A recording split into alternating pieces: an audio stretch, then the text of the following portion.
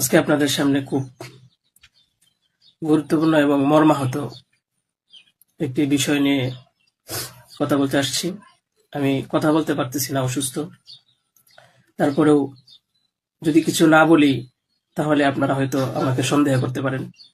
তাই আমি আমার কিছু কথা আপনাদের সাথে শেয়ার করার প্রয়োজন মনে করলাম।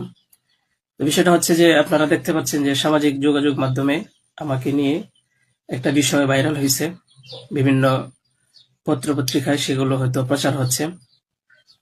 তো আমি আপনাদের বলবো যে এই বিষয়টার সাথে, যে বিষয়টা মেঘলা নামক একটা মেয়ে এবং আমার ছবি দিয়ে যে একটা অপপ্রচার করা হচ্ছে, অপবাদ রটানো হচ্ছে, এটার সাথে আমি কোনোভাবেই সম্পৃক্ত না। আমি এটার বিষয়ে কিছুই জানি না। আমি যদি বলি তাহলে বলবো যে এই মেয়েটা আমাদের এখানে পড়াশোনা করেছে, গত বছর পড়েছে এবং এর আগের বছরও পড়েছে। তো এর আগের বছর পূর্ণ বছর পড়াশোনা করার পরে সে আমাদের মাদ্রাসা থেকে চলে যায়। তো পরবর্তী বছর যখন মাদ্রাসা শুরু হলো তখন আমরা খোঁজ নিয়ে জানতে পারলাম যে কে কে আসে নাই। তো যারা যারা আসছে না তাদের মধ্যে সেও একজন ছিল, যে সে এখান থেকে চলে গেছে অন্য কোথাও। তো খবর নিয়ে জানতে পারলাম সে ঢাকা চলে গেছে, তারা বাবা মার সাথে থাকে। বাবা মা সৎ বাবা এবং মা অন্য কোথাও আগে বিয়ে বসছিল। তো বর্তমান যে বাবা আছে মেঘলা, তার মেয়ে না, বরং আগের বাবার মেয়ে সে।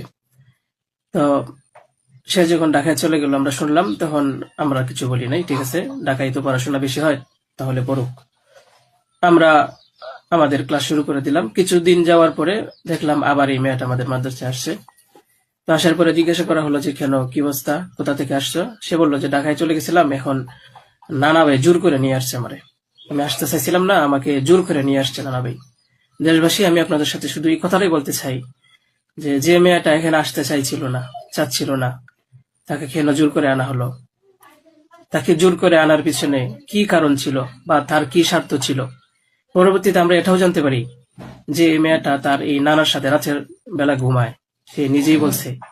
কেন বলছে? যখন আমরা জিজ্ঞাসা করলাম যে তুমি হিজাব পরো না, অন্য মেয়েরা হিজাব পরে, তুমি বুরকা পরো না, অন্য মেয়েরা বুরকা পরে, কারণ তার চলাফেরা সম্পূর্ণ আলাদা ছিল। আপনারা চাইলে গ্রামে গিয়ে মাদ্রাসার ছাত্রছাত্রী যারা আছে তাদের সাথে কথা বলে দেখতে পারেন যে সে সম্পূর্ণ আলাদা ছিল। তার কোনো কিছুই আমাদের কমনের ভিতরে ছিল না, আমরা তাকে কন্ট্রোল করতে পারতেছিলাম না। তো সে এইভাবে কিছুদিন থাকার পরে আমরা ভাবলাম যে হয়তো তাকে আমরা রাখতে পারবো না, কারণ আমরা তাকে কন্ট্রোল করতে পারছি না। হয়তো মেয়েটা অন্য কোথাও গিয়ে যদি কন্ট্রোলে থাকতে পারে, পড়াশোনা